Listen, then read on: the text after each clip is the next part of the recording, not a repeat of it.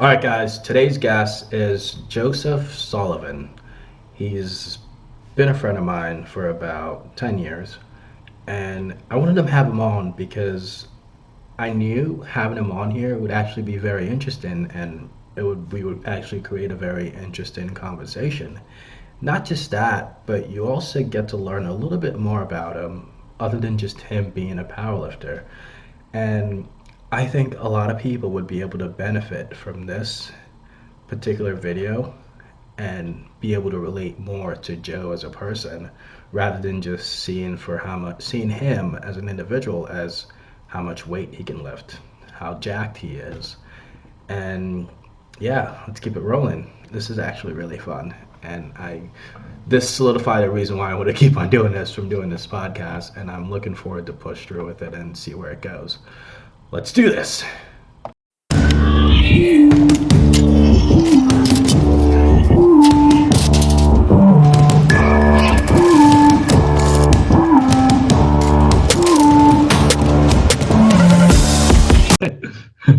So initially, I started this off because when you are somebody who works out and you tend to go to certain places, you try to meet girls, you try to meet different people, there are always people who are just like, hey, you work out. It seems like they think that's all you do and that you don't have anything specifically like different in your life than just going to the gym, working out, eat like 4 to 6 meals a day, and whatever. They think the only thing that they know about you is that you work out. But I, I like started this because like I've experienced that for like so many years, like just being a bodybuilder, going to the gym. People always just like don't even want to have like good proper conversation with you because they feel like the only way that they can relate to you is by talking to you about lifting. And it never goes any deeper than like, hey, so what other stuff do you do? What is there something else about you they would like to know besides just saying, you, dude, you look big and jacked. You work out 7 days a week and stuff like that. So that's kind of why I did this, because I want to give people a different perspective other than just like, we're just meatheads. We're not dumb. We're not narcissistic. We're not like assholes majority of the time. And I just want to give them like a different perspective of what else we're capable of. So, Joe, a little introduction about yourself. Well, I am Joe Sullivan. I've been because I met Paul. Well, I haven't actually. I don't know if I've ever actually met you, but I we've was actually trying to go to Arnold to go see you and everybody else that we've been in contact with for like years, but then this whole thing started, and I was like, you know what? I might just bail out on it. yeah. But yeah, we've known one another for close to a decade now because of various bodybuilding or like weightlifting forums on the internet. And we've just stayed friends, stayed in contact, just kind of kept in touch lightly, for the past however long. But I've been, I don't know, I've done a lot of different stuff. I compete in powerlifting currently. I'm co-owner of Pinnacle Performance Ohio in Columbus, Ohio. I'm currently in the process to be hired as a firefighter Nice. in either Columbus or like one of the surrounding areas.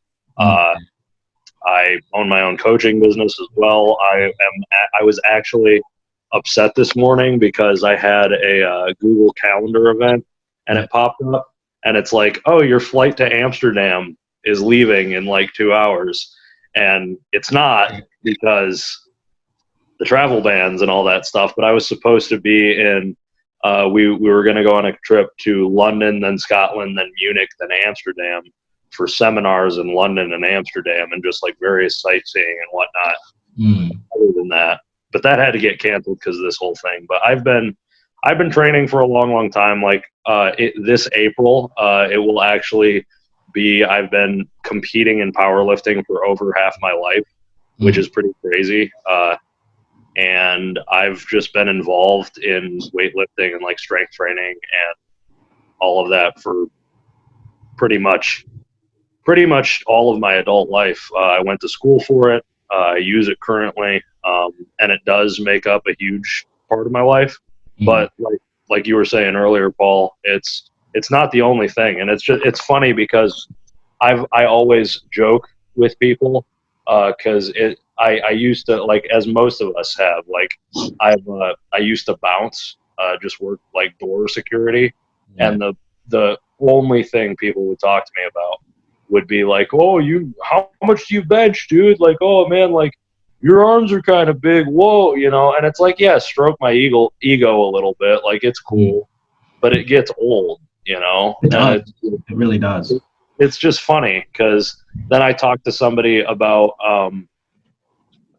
try to talk about like books I'm reading or like shows I'm watching or That never goes well. It always just like stares away from that. yeah, and then they're like, oh yeah, do you use that to like recover from your training? And I'm like, yeah, I guess, but like that wasn't my point, bro.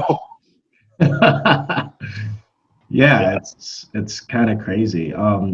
You did say you started lifting like almost half of your life, or more than half. What really got you into it?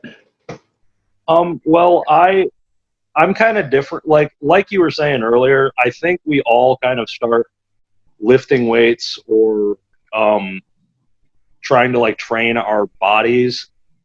It could be like for sports performance, but there is always deep down that feeling of like, okay, I want to look better because I want to be appealing to like the opposite sex or to whomever I want to be attracted to me. And I started off when I was 13. I'm 27 now, or 26. What year were you born? 93. You're 20. You're turning 27 unless your birthday Yeah. passed. Goddamn. Holy fuck. Yeah. All right. Confused for a sec. Like, wait a minute. But Yeah, but I started when I was just before I turned 14. I started when I was 13, and I was a very overweight 13-year-old. I was 280 pounds. That's what I weighed in at freshman football weigh-ins for high school. All I did prior to all of this, I played video games. I played RuneScape, a lot of PlayStation 2, a lot of Xbox when it came out. Like Xbox Live was like that was all I fucking did. Halo? Yeah, Halo, absolutely. And I mean, I still continued that throughout high school, but it was like that's all I did. And I ate. I had my mom was super sick. She's a double organ transplant recipient. She got a kidney and a pancreas. So like she was never home. My dad was working so much to like take care of her. I lived with my Nana and Papa, my grandma and grandpa on my dad's side. And they both lived through the Great Depression. So they were always like, you got to eat, you got to eat, you got to be big and strong. But they forgot the actual like strong part because they never made me do anything. But they just fed me. Like my Nana would just cook and cook and cook. And I got up to 280, and I started off just kind of like for football. But then I'm like, it's also like the self-esteem stuff going along with it. I'm like, man, I don't look like the other kids. I'm 5'5" and 280 pounds. Ugh, that's pretty heavy, and I did that. I started off there, and I also wrestled. I played football and wrestled, and basically over the course of high school, I lost over 100 pounds. The lightest I weighed in at was 169 at my senior like district championships wrestling tournament. And I was lifting on and off throughout all of that. But then after I quit wrestling, after I was done wrestling, that's when I became like much more involved and much more into powerlifting and just strength training in general. Did you think your athletic background played a big impact on you becoming a powerlifter, especially if you're a very competitive individual? Definitely. I've always sort of gravitated, like not so much football, because like football is just football. I love football. I miss football, but like wrestling is really what kind of like I think made me into who I am, or like helped sort of refine like what I am, Yeah. because it's a very individual sport. Mhm. You're the only person on the mat against the other guy. So if you lose, if you make a misstep, you did that. You can't you can't blame like anybody else. You have to take ownership of the fact that you either made a mistake or that you succeeded. You know, it's both. You own whether you lost or you won. And along with that, like that's sort of my competitive attitude, because I love powerlifting. I love like weight training, anything that involves the body, because it's like, okay, I'm trying to better myself. I'm trying to be the best version of myself. And you can get that like intrinsic motivation where it's I just want to beat me. It's just me versus me out there, whatever. And like that's cool. I agree with that, and I am very happy when I like better my own performances or feel better or just do something better than I thought I could. Mm-hmm. But the whole competitive nature thing, it's like when I wrestled, I went onto the mat with the intent to Win. beat the fuck out of the other guy. You know, like I wanted to win, and I wanted to win hard.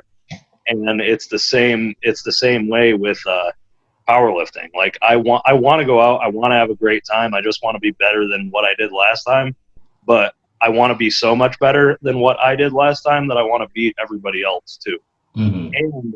And with wrestling, just it forced me to learn how to be like aware of my body, like increased body awareness, and just sort of feeling how I'm moving in and through space. Mm-hmm. So I always thought that really helped me with powerlifting, because it's I'm very aware, like as a bodybuilder, you know, like the importance of mind muscle connection. Yes. And I think powerlifters sort of don't realize how important that is as well, or sometimes, because if I'm like struggling through a lift, and then you hear somebody cue a lifter where they're like hips, it's like a part of your skeleton. Mm-hmm. It's not actually a muscle or anything like that. But I've found it really beneficial to actually think like, okay, if I'm struggling to lock out my deadlift, and I think quads, like terminal knee extension, and I know how to flex my quads very, very hard. And I know if I flex my quads, it will make it easier to flex my glutes, which will extend the hip. Then I can just cue quads, flex my quads, and then everything else will follow. It's just kind of like a weird ingratiation of like mind muscle connection to power. You know what's funny about that? I learned about that literally while watching Dragon Ball Z. I like a lot of people are saying like mind muscle connection. When I was like younger, I didn't really understand what it meant. But while I was watching Dragon Ball Z and like the stuff that they do when they like power up and they like try to like they scream and yell, I actually was able to kind of understand that and realize that can be very helpful when you're working out or when you're trying to lift heavy amount of weight, because I think a lot of people don't know how to do that. I agree. That's the weird thing. A lot of people don't know how to like flex their specific muscle group, tense up their entire body to be able to exert more force to allow them to lift that weight that is ridiculously heavy. Where most people, when they do work out, they're just relaxed. They're like in a relaxed state, just like moving the weight with the motion rather than flexing that specific muscle to be able to like fully use all its like energy and resources to lift that specific weight. So I always thought that was interesting. And I learned that when I was like really, really young, and I was just like doing that. Like my perfect example, what I did when I was young was like, let's say I was a track athlete.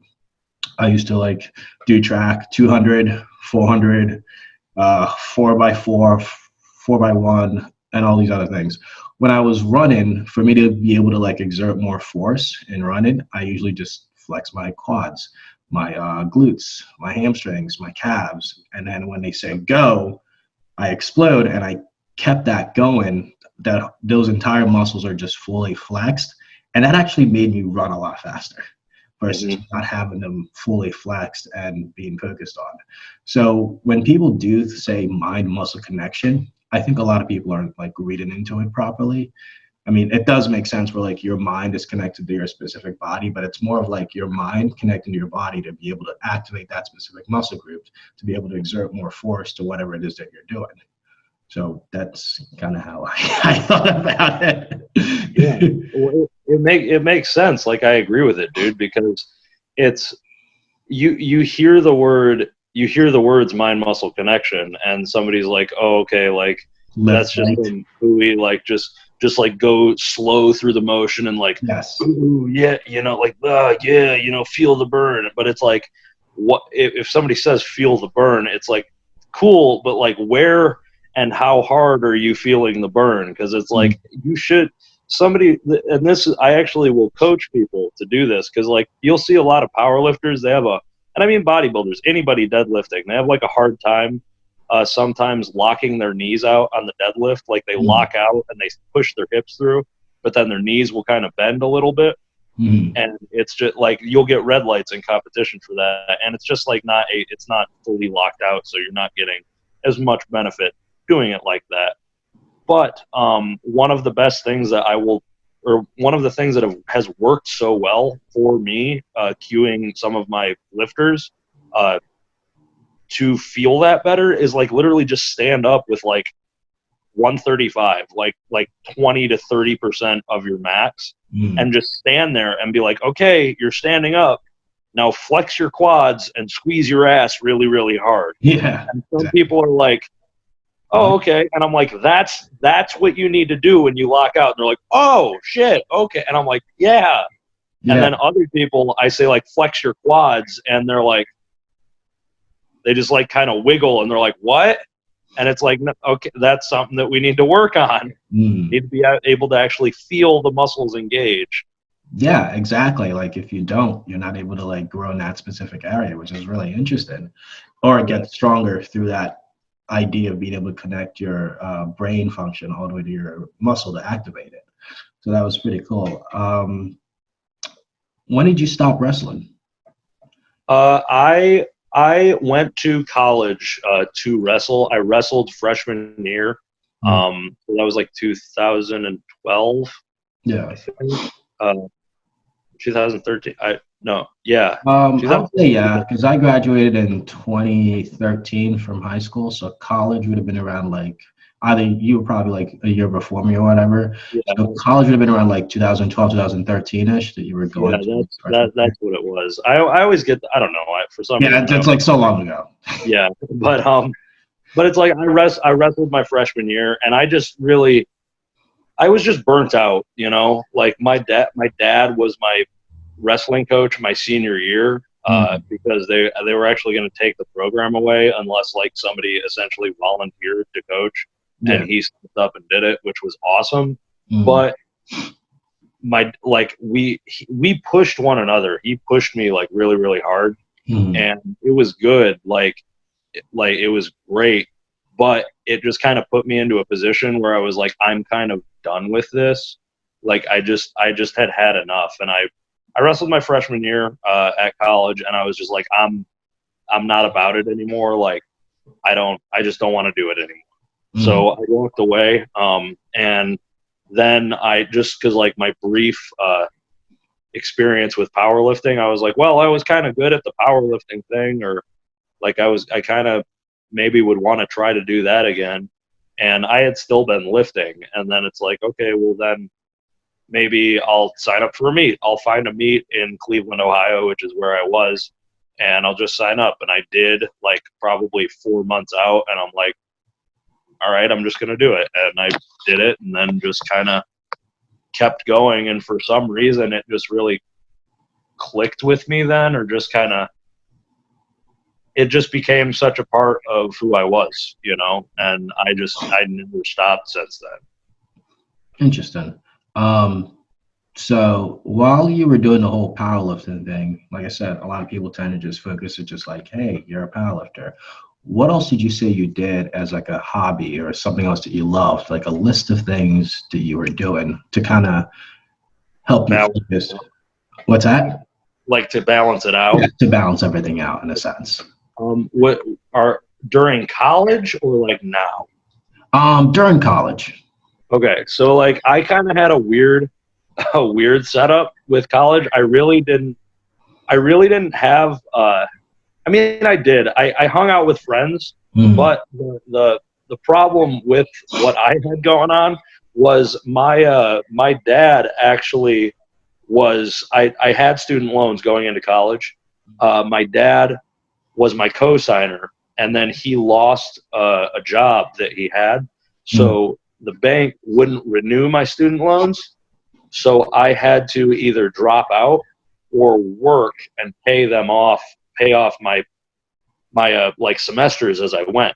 mm, And I didn't want to drop out. I didn't want to move back home. So I was like, yeah. well, I have to find a job through happenstance, just because I like a professor knew somebody who knew somebody. I got in contact with a very, very well paying job, Mm, but it was basically I had to be on call 24/7.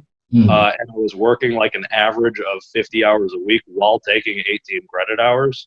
Or mm, no, I never took less than 16 credit hours a semester. Um, and the job was very, very weird. But I managed and operated a crematory facility in interesting. in Cleveland, Ohio, that serviced 12 funeral homes in that area for like the 3.5 years that I stayed in college, and I worked full time. So with that, and like with the level of class, like with the amount of class or the class load that I was taking, I didn't really have like a lot of quote unquote free time. It was Mm, mostly spent studying or trying to sleep, like trying to recover, just trying to feel better, because it was a lot of work. yeah.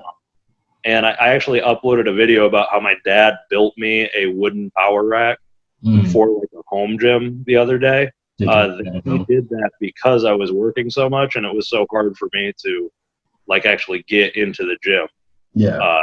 So that was cool. But like, yeah, it was just like I didn't have a lot of free time. But like the biggest thing, as most people did in college, I partied when I had free time. Just because that was I'm a very social guy, which is funny because I was like so socially awkward and so shy when I was young because I was so overweight. Mm, But then after losing all of that weight and like getting like quote unquote looking better or whatever, mm, I was like, well, why aren't girls like flocking to me? Why aren't like women running to me and I have to like beat them off with a stick? And it's like, oh, you actually have to be try. confident and like try and have a personality too. And Mm, I went to college in Cleveland, which it was like 4 hours from my hometown, but I specifically went to that school because nobody knew me there. Nobody from my graduating class was there. mm, Nobody from previous graduating classes was there. So I was like, I'm just gonna be a new person, and I did, and I like did the whole like everybody says like how are you confident? How are you so confident? And it's like fake it till you we make it. made Like it. Yes. literally just act like you are until you are, It It's becomes almost more like of like a mental thing at that point. The more you tell yourself that like you are confident or you presume like aspect of confidence, the more you start feeling it to the point where you're just like, I am what I say you are, yeah, you am. And exactly. mm, and that's always been like a really psychological thing for people, specifically somebody who's like overweight. It's very hard for them to get out of that, like, oh, I'm overweight, I feel this way, this doesn't feel right. They're always like saying things in their head, making them feel less confident. Like in terms of like girls and stuff like that, I personally think an overweight individual can get a lot more girls than a guy who's in shape. It's all about just being able to presume confidence. Dude, it's yes, 100%. It's just about saying like, I am great. I am great. Yeah. Like, let me show you how great I am. And Mm, it's I'll I don't want to put my friends on blast, but like I have one friend who's like just big. I don't want to call him fat because he's like really really strong too, but he's just a big fucking dude, and yeah. he's like the happiest, most like jovial, just giant black man I've ever met. Like he's married now, so like again, it's like this is past life shit. Yeah. But he could look at any girl on the planet, and he could just like crack a joke, and I'm like, he's got her. Fuck, there he goes. You know, It's like, there he goes again. that's how he was. You know, it's just he was just so confident, and the whole being an overweight, like big jovial smiley like dude. It's like the girls will see it and they're like, oh, I can be comfortable around him. He's not. He's a nice guy. Like he seems so nice and he's so like non-threatening. Yeah, that's also an issue that people who are in shape or who have like this, they feel like they have, I don't know how to explain it. It's not just in shape, but just like they presume a source of strength. Many girls are actually very intimidated by that. So most likely when like someone who's really in good shape tends to not have a personality. I don't want to like call everyone out and say they don't, but a certain percentage of people who just like, yeah, I work out just to look good, just to be in shape, don't really have a sense of personality because all they do tend to have is just like they care about themselves. But again, this whole thing is to not make it be like that as well. But yeah, like it's super interesting that like that plays a big role in the dating aspect of things. Like from my from my experience, I've never been overweight, but growing up throughout like the whole school year and stuff like that and up to now, I still get like women who are very intimidated by me as a person.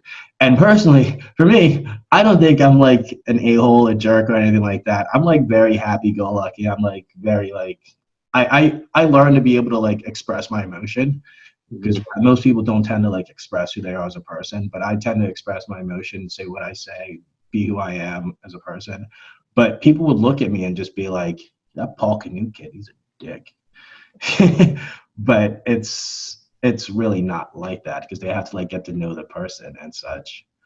That's I've always felt the same way, and I just think it's like well two things because it's sort of like you put off that air of confidence and it seems it seems like overbearing and intimidating to people, and that's not because of anything that you're doing, it's because of how they're kind of interpreting it, and it's not normal. Like it's not normal in society, I guess, these days because we're all kind of just like, oh, stay in our own lane, you know, like, oh, you know, we gotta not worry about anybody else. But then if you, it's always the old adage, like if you walk into a room and you act like you own the room, you own the room.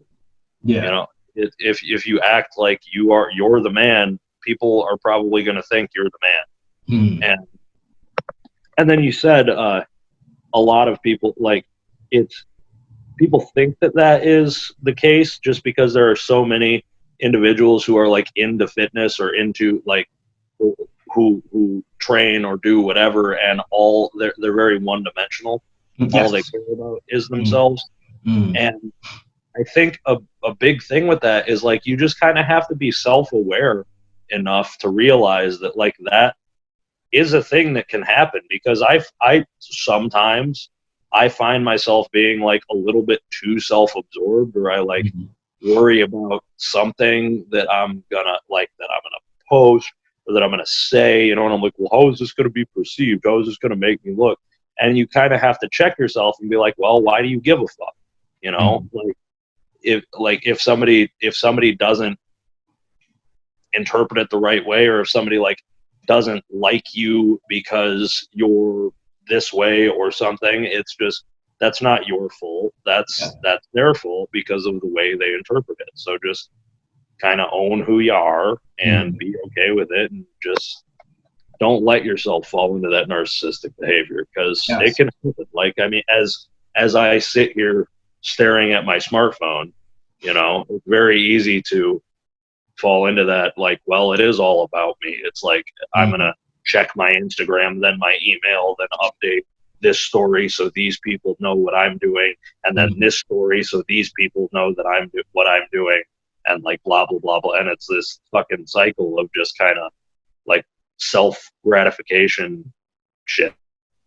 Yeah, and I've actually noticed that with just social media itself, which is why I actually stopped posting like selfies and pictures of myself. Now I just post like throwback pictures to kind of like attract people towards the information that I'm trying to tell them, because I realized before, me just posting a picture of myself and just flexing gets a lot more attention versus me just giving out information. So I try to combine the two, where like I'm posting a picture of myself, but then at the same time I want to be able to offer value add and just be like, hey, look at me. I work out and I'm jacked and I'm probably better than you, kind of thing. But at the same time, I'm just like, I see that so often on just social media itself. So many people just post pictures but no value, no anything to go with it, and they get like thousands of likes. And I think that has a great impact on like their own like psychological issues, including like being narcissistic and thinking that like they're all that, which is fine to a point. But at a certain point, you also have to be able to like humble yourself and realize maybe I'm like really up here, but then I need to be able to be relatable to people and kind of get myself a little bit like, and find like a middle ground. Mm-hmm. Yeah, and it's like a Trojan horse of information. You know, like you're kind of like, okay, look at this selfie. Now that I have your attention, like what about the way we approach fucking, I don't know, like muscular training in today's society or some like actually elevated topic or something. Mm-hmm. But yeah, I've really kind of noticed this or thought about this or had to think about it a lot lately, because with the closure of gyms across the US and just kind of everything being kind of locked down, I've really kind of paid attention to some people who will just post the throwback photos, or just post like every day will post like, hey, throwback to that time I lifted this weight, throwback to that time I looked like this, and then won't write any caption. Mm-hmm. It's just this little like, hey, look at me, hey, look at me. Yes, because exactly. now that we don't have the ability to like go train and be like, okay, I trained arms today, here's a photo of my arms, and then you get that validation from those likes. It's like immediate, woo, good work, you know, that you did a thing today. Or like, I squatted a 5x5 today, and it's like, woo, good work, you did that today, yay. People don't have that extrinsic validation anymore. So it's just been very interesting to notice like what people have been posting right now during this time. And I'm just kind of like, okay, you're actually putting out quality information. You're just kind of seeking out validation, and you're just bored, you know. And I'm just kind of like, it's just interesting to like pay attention to. Yeah, Matt. I don't know. I can never like pronounce his last name. Matt Harley or Harley. Harlaroo. I think it's Harlaroo. Yeah. I don't know. Yeah, he actually made a post that I saw, and I was like, this makes so much sense. I mean, I thought about it. That's why I haven't been taking like videos of myself, having like home workout videos, simply because like, okay, the gym's not there. Like, this is actually the perfect time for me to just like kind of work out. Don't like tell me when I'm working out, and just focus on other stuff than just lifting weights. So that was pretty interesting, because like nowadays, like what you see on social media is that people are posting home workouts, which is great. It's great that they're helping. Some are helping, but some are just purely doing it out of like I don't want to like call people out again, but some are just purely doing it like out of the attention. But there's also a lot of people who are actually using it to kind of like bring the community together and help each other out. Yeah, and rather than saying like, oh, some of these people are doing it for attention, it's just, I would just kind of say, if anybody is like watching this and you're putting up a push-up video or like a squat with milk jug video or whatever, like all that, don't like do better, be better. Like don't just put up the video and be like, whoa, look at what I did. You put up the video and be like, this was a decent idea that I had. Maybe try this with water. You can also use milk jugs. The PVC pipe I used felt like shit. Maybe wrap a towel around it. It's like just put a little bit of information out there and like elaborate on it, and then somebody might be able to take something from that and either learn from it or use it themselves. Yeah, because like that won't work if you just put like a, hey, look at me. This is Yeah, exactly. Because like right now, it's kind of like a really crucial time in the fitness industry, as a general, because people have lost that idea of going to the gym to release their stress, and the world is kind of going a little crazy. People need that like pick me up kind of thing, and then something that'll like help them get through this, not like, hey, look at me kind of thing. So that's what I've been doing recently, trying to like help people out and stuff like that. It seems in terms of like we tend to have like the exact same approach to life. On my end, I particularly didn't have a father. Well, I have a father, but he was never in my life per se. So my experience is a lot different when it comes to like fatherhood and parental issues and stuff like that. You seem to have a very deep connection with your dad, and your tell me a little bit about that. Well, like I tell everybody, like my dad's my best friend. Mm, I would, I like if I was ever put in a situation where it was like you have to, it's like this or your dad. Like I could never lift weights again or my dad. You know, it's like always would pick my dad yeah. just because that's we've been through a lot together. Like I mentioned earlier, my mom was a double transplant recipient. She had a kidney and pancreas transplant. Mm, Um, she was always sick. She was in and out of the hospital quite frequently, mm, and I saw how much my dad worked to support her and to support myself. There were many nights where we wouldn't like he wouldn't eat. He wouldn't eat dinner because we didn't have enough for mm, everybody. And I was in sports. I would play. I played football and I wrestled and I did all that stuff. And he would, like, I would eat and he wouldn't. He'd go to bed hungry, and he'd go to work the next day and just get food throughout the day. You know, and those that happen more often than I would like care to have had happen. But that was what my dad did. Like my dad is he's the epitome of kind of like you make a decision and you stick to it. He I know that if I call, like if today, if the world ended, or like if like some shit happened and I called him and I'm like, Dad, I need you here, no matter what would go on, he would drop everything and be there.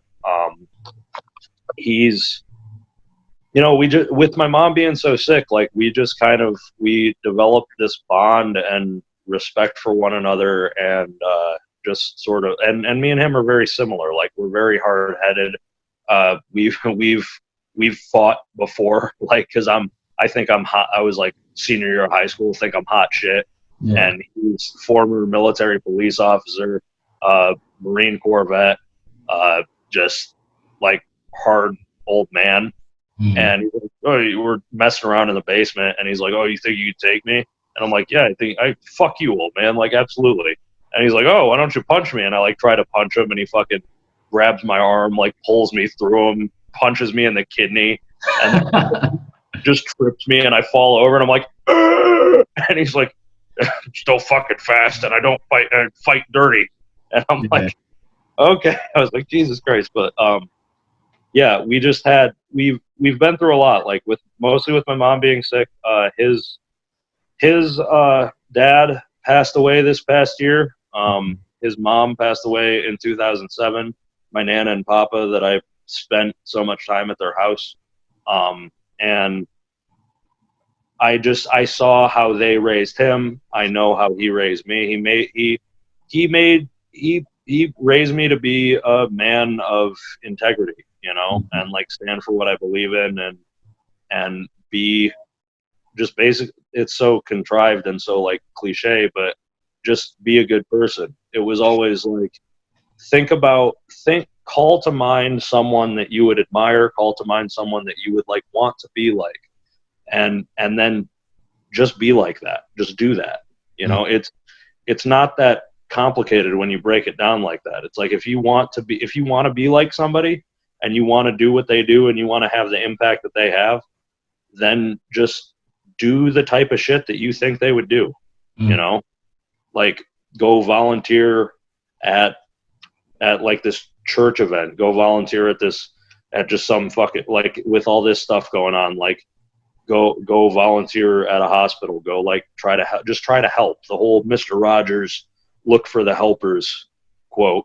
My dad is exemplary example of a helper, you know, and he raised me to be like that too. So I'm really grateful for him. Yeah, I mean, that's what I figured that you would say, because you seem to have this demeanor about you as a person. You always tend to help out people out. You're very honest with your words. Things that you say, you follow through with it. And things like that they're not things that people can just learn. It has to be from someone that you knew prior that kind of like did that exact same thing as an example for you to follow. And I think that's where I was kind of going with the whole family issue. Is like, I've never had much of a father figure in my life per se, but growing up with my mom, who's a single mother of 5, me being the oldest and having 4 little siblings with me as well. I had to learn all that, and it was tough. It was really tough. Like not having like a role, and your mom was like busy working, trying to support the family, trying to watch the kids and stuff like that. Like that was extremely tough to learn. So it's good being able to compare like the differences, and how no matter who you are as a person, you always have a chance to kind of like, again, find somebody that is an inspiration to you, do what they do, and then eventually just mold yourself like that in the individual. So yeah. And yeah, like your dad wasn't in the picture, but like you said, like finding someone to look up to, it's like we all have mentors, and I'm sure if I asked you like, well, who would you say was your mentor? Who like, think about somebody that you really like drew strength from, or like helped in regards of like shaping you as a person. And I'm sure you could think of 1 or 2 or a couple, you know, of people at some point in your life, you know? Definitely. Yeah. And that's an interesting thing to have. Trying to figure out I'm gonna try to spend some time to ask some questions that I had on my Instagram. Every time I try to do those things, a lot of people don't really like answer them, but it would be so informative because they actually get to like learn things from people who are like experienced with like all this stuff, whether it just be like life issue, growing a business, becoming a better version of yourself. Like it would help a lot of people, but nobody really takes that chance. But I'm gonna go through some few questions and then we'll continue on with this. Some of the ones I have here, if I can find them. Somebody asked, as you did mention that you like reading books and you're very into that, what sort of genre do you follow? I mean, I flip back and forth between a couple. Like right now, I'm reading like leadership books, just because I'm on a kick of like reading leadership shit. But I like science fiction. I like fantasy. I like crazy stuff. Like Michael Crichton was always one of my favorites. The A Song of Ice and Fire books, like George R.R. Martin, like the Game of Thrones books. Yeah. I read through those a couple of times. I read The Lord of the Rings a couple of times. But yeah, and I mean, I've read like comedy books, like stuff that just kind of like satirical, like joke around, whatever. Like I've read a couple of things by Dennis Leary, but I don't know. It just depends on what I'm feeling. Like, because I'm reading a few like just leadership oriented like biographies or autobiographies or something like that. I'm currently on Extreme Ownership by Jocko Willink and Leif Berman, I think his name is. And I read that in college, but I'm just rereading it. But I don't know, mostly like fiction genre, like sci-fi, fantasy, nonfiction genre, like leadership, or like just kind of just meant like mindfulness. I don't know, just thinking about shit. Is that a genre? I mean, it should be because there's a lot of there's a lot of them that usually are helpful. So it's more of Yeah. like life advice, like life lessons and stuff like that. I Yeah. get it. Who's your favorite author? Um, I mean, I don't know. Honestly, it's hard to say. It depends on like what, because it depends on what we're talking to, like, or talking about. Like if I just had to say like base favorite author, Mm. just for like overall, probably J.R.R. Tolkien, just because of like the world that he built in Mm. Lord of the Rings. Like he made a language Mm. for for like the world that he made, and Yeah. I just always thought that was like the coolest thing because I couldn't even imagine like having that level of depth to my creativity. Mm. Like I could think of a story. Like I've written like some like free verse poetry and like just little like writing shit, but just Yeah. stuff. You know, I've just had like little mental word vomit things. But Mm. to think like, okay, as an author, I'm going to sit and I'm literally going to craft like an entire universe with its own races, its languages, its worlds, its like consistent geographical spots, and like I can Mm. actually have a map that's going to be laid out of like what this is. Just like the depth to that Yeah. always blew my mind. So yeah. Wow, that's interesting. And about the whole poetry thing, I didn't know you were. Well, in your free time, you spend some time writing them down. That's so interesting. I, I don't know, man. Like it, I don't know. I don't consider myself like a writer, but I just kind of like, there will be probably like once every 2 weeks, I'll be like, I'm going to write some shit. And like, I just sit down and it just falls out of my head. And then I'll post, or I used to not post them, but I made an account Mm. on IG called Unneeded Strife Mm. because it's like joking with myself because I'm like, this is unnecessary like angst that I have, but Yeah. I'm just like throwing it out on paper. But Mm. I've started to post some of the stuff just because like fuck it, you Yeah. know. I mean, it's cool to be able to express like who you are as a person like that, especially Mhm. in like social media. If you be able to like express that you're into poetry or writing or whatever comes down to your thought, that's very unique and interesting. It gives people another perspective of who you are as a person rather than just like the whole he just works out kind of thing. So it's good to have a balanced life per se. Yep, absolutely. Mm. Cool. Of course, we already went through that. Some guy just asked what motive. Actually, that's actually pretty interesting. Besides the competitive aspect of training and working out, what would you say truly drives you to be Um, where you are? Like, what motivates you? in terms of training or Just overall life. overall, just kind of, well, because I mean, I guess I could apply it to training too, but it's just I don't think I've done my best yet. Mm. You know, I think I still can improve on how I am as a person, both like just on an individual level and in terms of my career and in terms of my business, in terms of like trying to be a firefighter. Um, and I also don't think I've done my best in terms of powerlifting and Mm. whatnot. You know, I I don't know. I just I don't think I'm done. Yeah.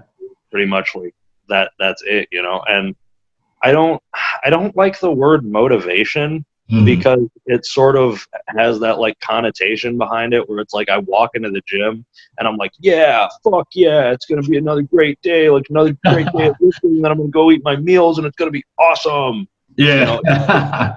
it's just kind of like, all right, I am doing this today. This is like I am squatting and benching, and then I'm going to get this shit done. And it's like a component of me Mm. at this point, and I don't really need to like I always kind of or have used this analogy in the past. Like, you don't have to be motivated to brush your teeth or like wipe your ass, but you still do it. You know, exactly. and it's not. I realize that like lifting weights and training is a bit more like extraneous than those things, but it is still just kind of like, well, I've gotten to a point where it is just a part of my life, so it's just kind of it's just kind of what I do, you know, and I'm going to keep working towards these goals until I feel that I've reached them or I feel like I can't get to them, you know, and then who knows what'll happen. I don't know. I was just because I've been doing it so long, like you kind of have to force yourself to think about what life is going to be like after powerlifting or after bodybuilding or whatever.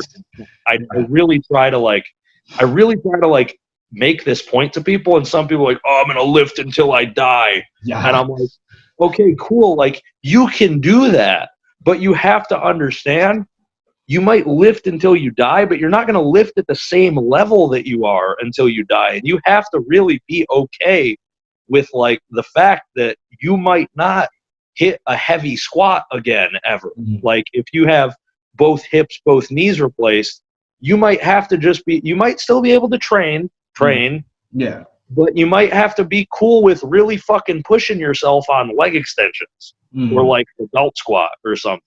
You know, it's, and that's if somebody is like, okay, I'm absolutely 100% going to train forever. But if somebody, you never know what's going to happen. Like priorities change. We like, if you went back and found everybody who like watches this and was like, oh, what did your 14-year-old self think that you were going to be doing for the rest of your life? Lifting for the rest of my life and getting jacked. That's literally it. How did that work out? You know, it's not so much. It never goes according to plan, and like you have to think about like because I'm all about dedication. I'm very hyper focused on like what I'm trying to do with powerlifting, but you also have to realize that there's other stuff out there too. Like you can get just as much fulfillment out of maybe like a body weight workout or like picking up trail hiking or like riding your bicycle. Yeah, exactly. Yeah, like something, you know, and that's not a bad thing. It doesn't make you soft. It doesn't make you like less of a person. It's, that's one of the things that's been really interesting about this lockdown. It's sort of forced people to do different shit, you know, and some of them are like, fuck, oh my God, I want to lift weights so bad. I just want to lift weights. And some of them are just like, they're losing their minds without it. And like, that's okay. Everybody has to go through that at some point. It's like the same thing with an injury. But then other people are like, whoa, I missed running. I missed playing Frisbee. You know, I missed doing this. Time with family, miss doing this, doing other besides. I've been trying to get that message across to people. It's so difficult. It's like so hard because everyone just miss working out and but so when this whole lockdown thing happened, what I realized was like, this is the perfect time to not lift. Like literally, I was just like, okay, I'm not gonna work out. So I literally didn't work out for like a week and a half. I got this new video game and I wanted to spend some time playing it for a bit and just enjoy myself a little, not being so I wouldn't say I've never been stressed when it comes to working out. I just do it, but I'm just like, you know, it's just a good time to like scale back, do something else, find something interesting. So I play video games while at the same time trying to figure out what I'm going to do for like the future once my whole video game break is over. And I came up with a whole bunch of different creative ideas. I'm learning how to code. So that just happened out of the blue.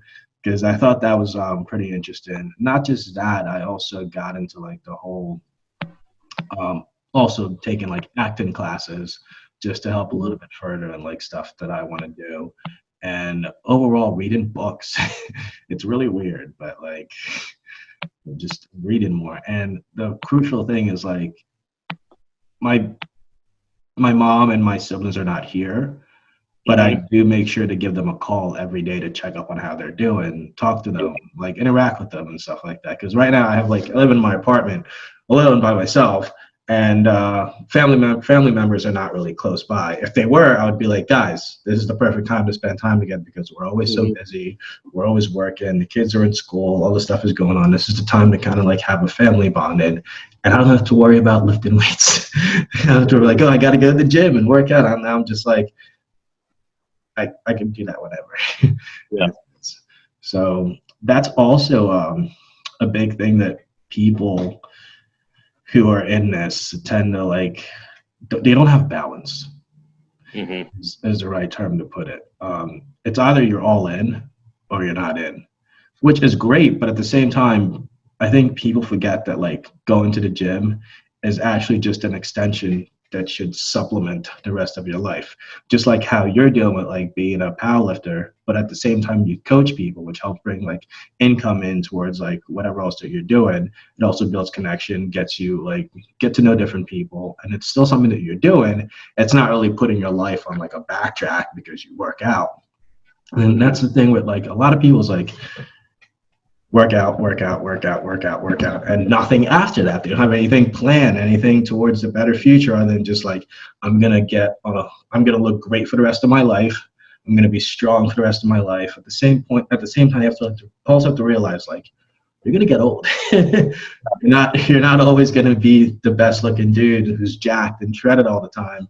You're not always gonna be the best person. I mean, you could still do all that, but you have to be able to learn how to like incorporate the lifestyle that you're living right now into your life without it being obsessive to the point where it doesn't let you do other things that could better you in the future. Because like it seems like we're actually both the exact same concept when it comes to training, life, and everything else in general. Is like you have to be able to learn to just be the better version of yourself and not have it just be strictly on lifting. Be able to do so many different things where you're just like good at them, or you do your best to be the best that you can at what it is that you're doing, whether that be reading, whether that be like riding a bike, whether that or working out, or like whatever else you can think of. Don't put everything in one basket. That's exactly what I was going to say, because I do those Friday Q&As, and like they're hit or miss. Like one week it'll be great, other week it'll be like nothing. But somebody asked me like, what the hell am I supposed to do? Because like lifting was my coping mechanism for my depression, for my whatever, and I don't have it anymore. I'm losing my mind. And that's why you can't put all of your eggs in one basket. You can't just focus all in on one coping mechanism that makes your life okay. Because if you just focus on one thing entirely, what happens when it goes away? And that's when somebody on like the other side of the argument is like, well, I'm going to lift weights forever until I die. And I'm like, what if you get in a car accident? What if you get cancer? What if some shit happens that you like don't anticipate and it gets taken away from you, or your fucking gym burns down, or a global health crisis happens and shuts your gym down for a year? What happens then? You just kill yourself? Or do you find another fucking way? I was about to make a comment on that. I actually know someone who I trained at the gym at one of those like gym classes as a personal trainer. She's a great individual. Loved to work out. Worked out was like what she liked to do, and had some other stuff that went on. But like when the concept of just like the gym closed down, it was very devastating for her, because that's all that she's used to. And I actually wonder, I know we're focusing more on the statistics of how many people are being infected with the virus and how many people are dying from it. But what about like people who what about like people who can't pay their rent? People who don't have a place to live. Like, what are the death rates of that? I know. I've thought about that same thing, because like I hate having these I don't hate having these discussions with people. It's just a very, very hard topic Yeah. because it's like, no, I don't want to see like 2 to 3% of the population that's like older or like has these pre-existing issues. I don't want to see them just get wiped out by this virus. I don't want to see our healthcare industry like get overwhelmed. But it's also kind of like, at what cost are we delaying this virus, like shutting stuff down? Because what is the suicide rate going to be? Yeah, like right now. Yeah, after a year of, because what, like unemployment spiked to like close to 4 million people. Like, what's if we maintain those numbers, or if they go up for the next 6 months? Where's that going to put the suicide rate? Where's that going to put the domestic abuse statistics? Where's that going to put like alcoholism statistics? Like, I know people that like all they've done, because stuff has been shut down and like they're working from home, so like they're okay, but they can't leave their house, so all they've been doing is drinking, like just drinking alcohol all day. Both people that have jobs and don't have jobs. And I'm just kind of real, like, depending on how long this goes on, I'm really curious to see like what this is going to do to statistics like that. And it's just, there's no good answer, because what is it like? Do we listen to fucking Trump and are like, yeah, just open everything up during Easter, fuck it, Yeah. like let it run its course? Or do we try to minimize the effects, like the whole flatten the curve argument, and let this go on for 6 months? But then after those 6 months, however many people are going to be out of a job, the American dollar is going to be even more devalued because we just magically print like $2 trillion. Yeah. It's like, what there's long-term, there's short-term ramifications and long-term ramifications for both routes, and it's just not a good situation right now.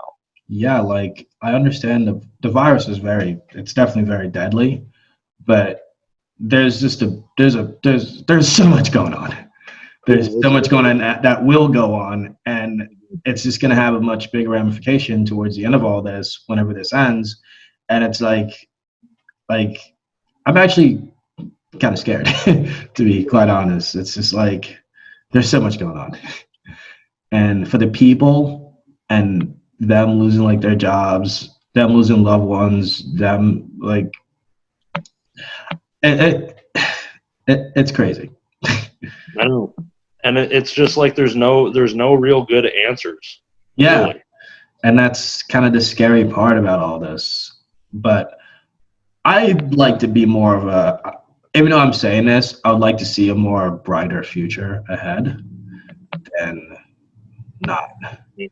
Because at the end of all this, there has to be some light at the end of the tunnel. And I agree. Like, I think, I don't know. I don't want to say that like, oh, I think we're going to come out as like a better species after this or whatever. But I'm really hoping that like it lets people get recentered. It shows people what is important in their lives. Like you checking in with your family. Like somebody might take this time to call someone that they haven't talked to in a long time. I'm just really hopeful that it kind of like on a small like individual scale, but then sweeping, like if many individuals have this happen, it could happen for everybody. We kind of realize like what's important to us, Yeah. I'm hopeful that happens. And that's the biggest thing to possibly worried about. Trying to figure out what else I can potentially think about. Your business. What is it? Pinnacle Precision? What's it Pinnacle Performance, Ohio. When made you want to open up a gym? It's actually a funny it's a funny story, because I was actually like, I've always like kicked around the idea of wanting to open my own gym, wanting to like have my own place, but I was always very scared to, because there were always people like my friends. I have like a really great community of people that I've kind of built around me in Columbus. Yeah. Everybody was always like, yeah, we'll support you. We'll do it.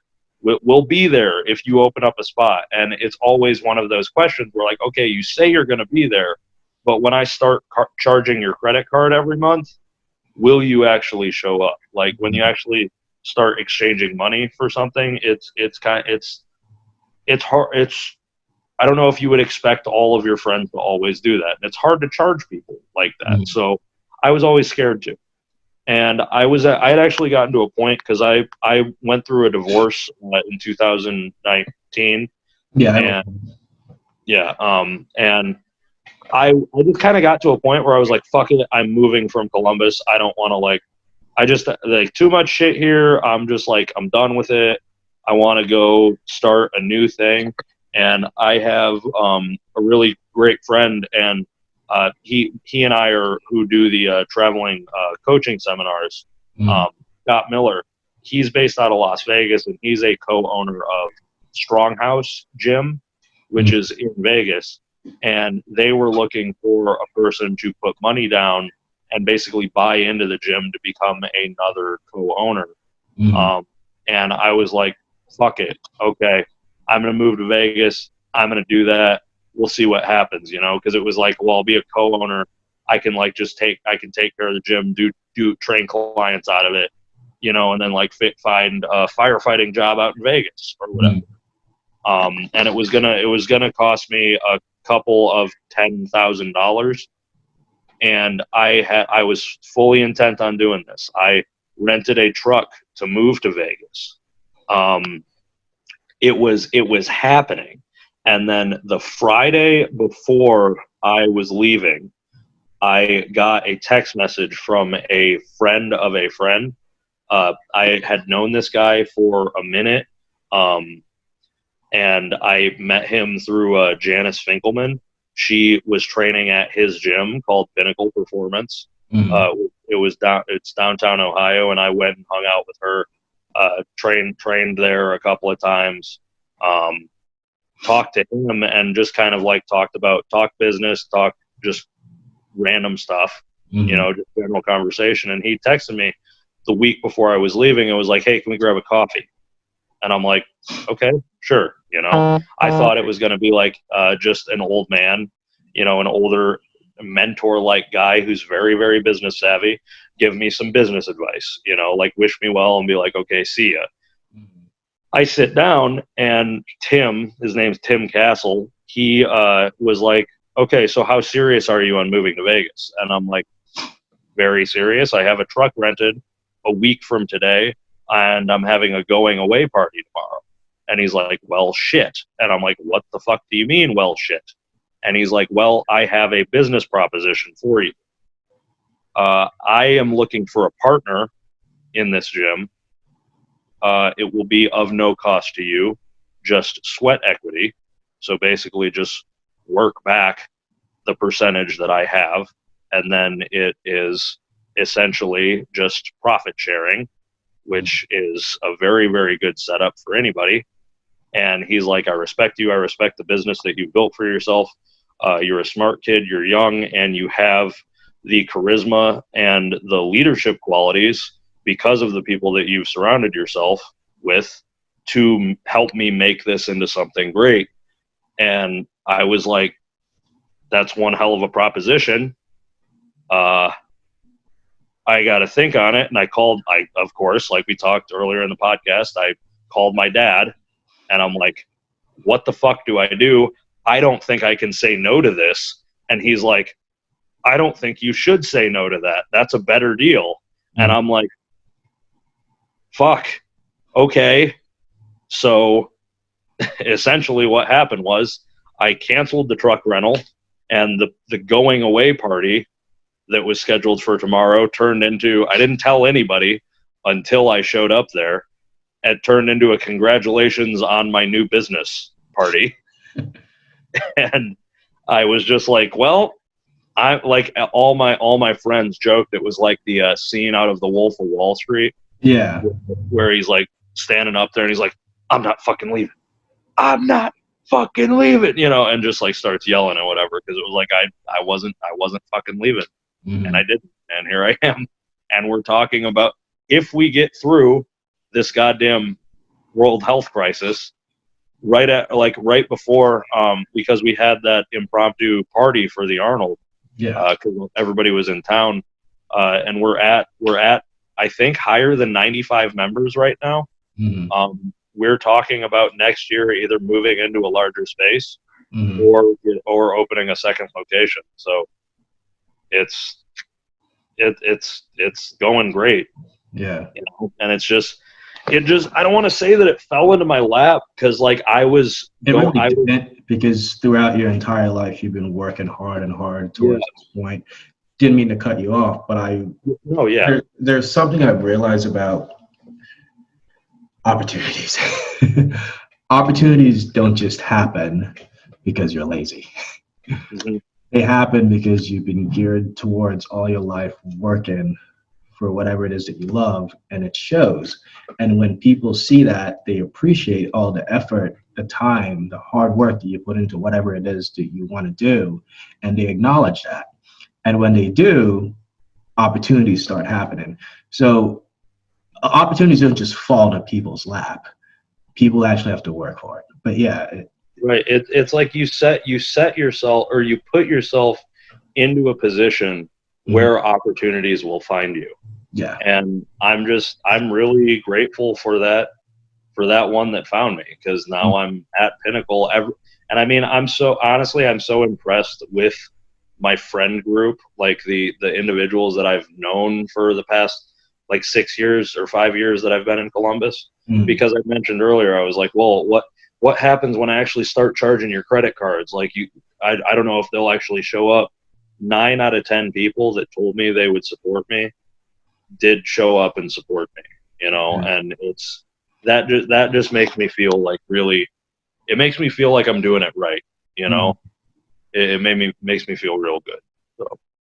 Yeah. And with that all said, I think from where you started off, from like an overweight kid to being able to go to school, and then having your dad paying things off, and then eventually got to a point where he wasn't able to, and then after that everything was handed down to you, where you had to basically be the sole provider of your education and your overall life based on your dad's effort in raising you to be the man that you are. I would say the man that you are to where you're at now, I would say like a lot of people will look at you, people that don't know who you are, some people that do know, some people that don't, and they wouldn't be able to think, oh wow, that entire thing happened to create this person that is called Joe Sullivan at this point. 27, 28? Right, exactly. 27? So that alone there's just like so much more story involved into just being able to just start from a certain point, get into lifting. And if you have the right mentality to take it to wherever you need to be, there's just so much that goes on into just lifting weights. There's so many things that make you who you are as a person, a lot of people do not account for. And I think that's the most interesting thing about people who are just generally really successful at the whole fitness industry. They have such an amazing story to say, to tell the rest of the world. But the weird thing is the rest of the world doesn't really get the chance to have them talk about their story, because all they look at is just the end product, the final result, which is just where you're at now, but never like, oh, wow, geez, wow, all this stuff happened. And I think that is really, really fascinating to me. Yeah. And it's powerful too, because like my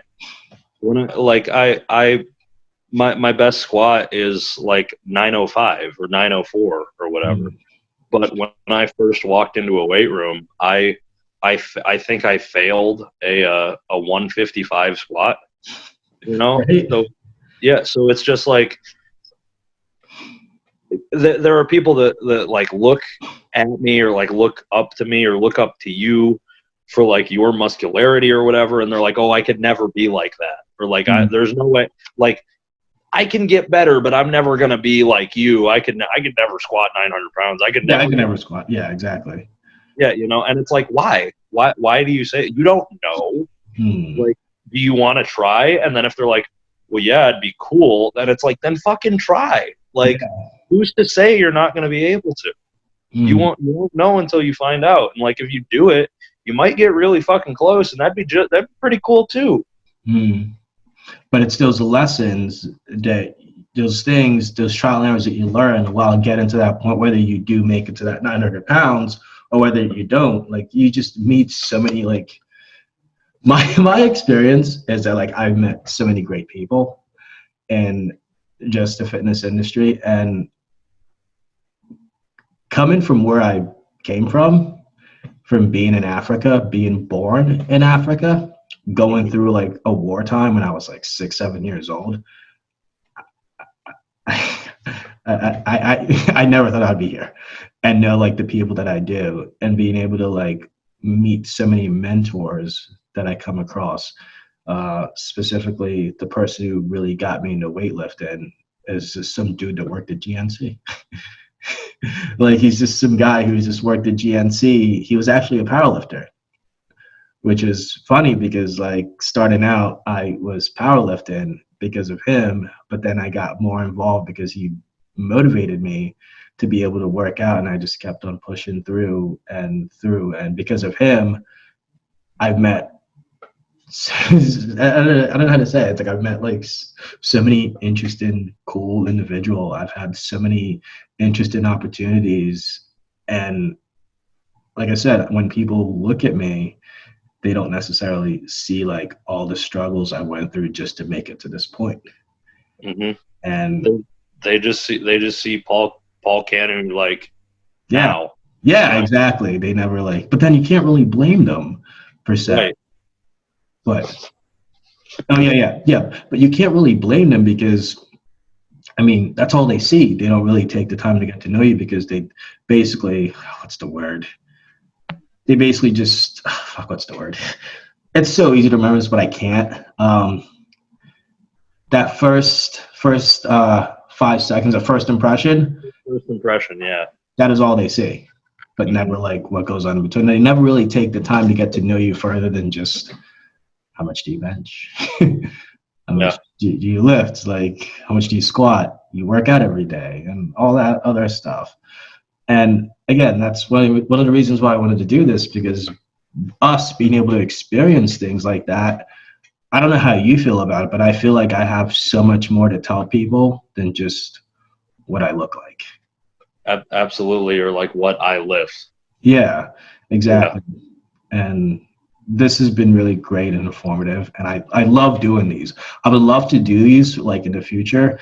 My goal with this, which involves me getting a pro card, because right now no freaking professional bodybuilder is going to take me seriously to do these things. Yeah. But if I were to get my pro card and be really good as who I am as a bodybuilder, I would love to get the top bodybuilders in the world to like sit down, have a better set-in, and have people just like listen to their stories, because they're like the megalomaniacs of this entire thing. If people were to just take the time to kind of like understand what got them to be like Mr. Olympia and all the things they did to get to Mr. Olympia, it would definitely give the whole world a bigger perspective of what it's like to be a competitive athlete, what it's like to be a competitive powerlifter, a competitive bodybuilder. And I like to just destroy the mentality that just like when people see people who work out, just they're big and that's all we care about. I like people to be able to see like a different perspective of them. And that is literally why I'm doing this entire thing, because I want people to look at us in a different light. Yeah, and that's awesome. It's awesome, and it's all true. And I just think it'll be really cool, like, because I think you could realistically like look at everything that you just said like 5 years from now, and if you're like sitting down, like 5 years from now you sit down with like Phil Heath. Yeah, right. And then you can look back at like this podcast or like the one you did with Will, and Yeah. it's just like, yeah, I have this plan. I want to do this. I want to get my pro card. I want to sit down with these people. Then you could look back on that and be like, holy shit, I'm actually doing it. Yeah, exactly.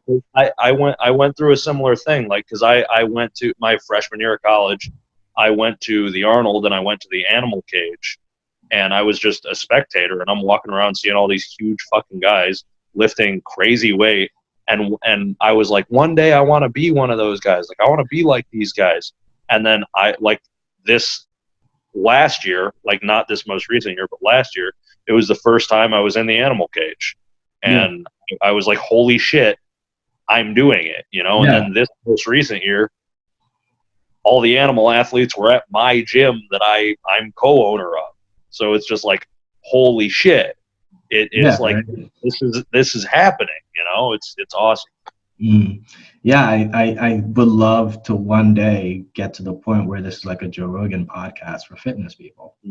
Or athletes, or just overall being able to like interview athletes all over the world, not just bodybuilders. It could be cyclists, it could be like Olympic athletes, and like whatever.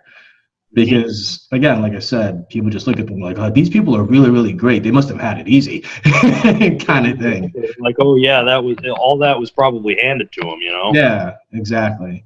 And that's this currently at this moment.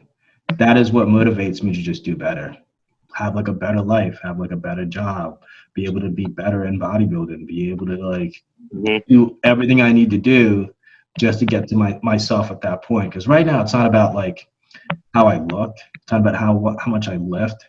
It's more about being able for people to relate to these people, because a lot of people can't relate. They just can't. But if these people who are at the top of the top were able to just tell their stories, people would just be like, wow, they started off from nothing to where they're at. It's like these people they are actually like me, you know? Yeah, exactly. And yeah, that's exactly the point. That's literally the point. Because I personally don't have like a fitness inspiration individual. I don't have anyone that I look up to when it comes to working out. I don't have any like professional favorite bodybuilder or favorite athlete or favorite movie goer or whatever, because I think they're all actually just like your average person. The only thing that makes them different from us is either they have money or they're successful. But like the point is like what got them to that point. They're just your average human being, just like you and I. Yep, they're just people, you know? Yeah, they're literally just people. And even if you're like a celebrity, you could never tell your story because like people just don't give you the chance to. Like just society itself doesn't give you the chance to tell your story. I mean, people may know the whole glimpse here and there from where you start, from like watching you on TV and stuff like that, but they never really knew the struggles that you had to go through, the sacrifices that you had to make. Like, I think those are very, very interesting, and things like that would actually get everyone to be relatable to each other. Absolutely. You know, just see we're not all that different from one another, you know? But yeah, I mean, I knew this was going to be really great, to be honest with you. I knew this entire podcast was going to be really, really great, and that's why I wanted to do it with you.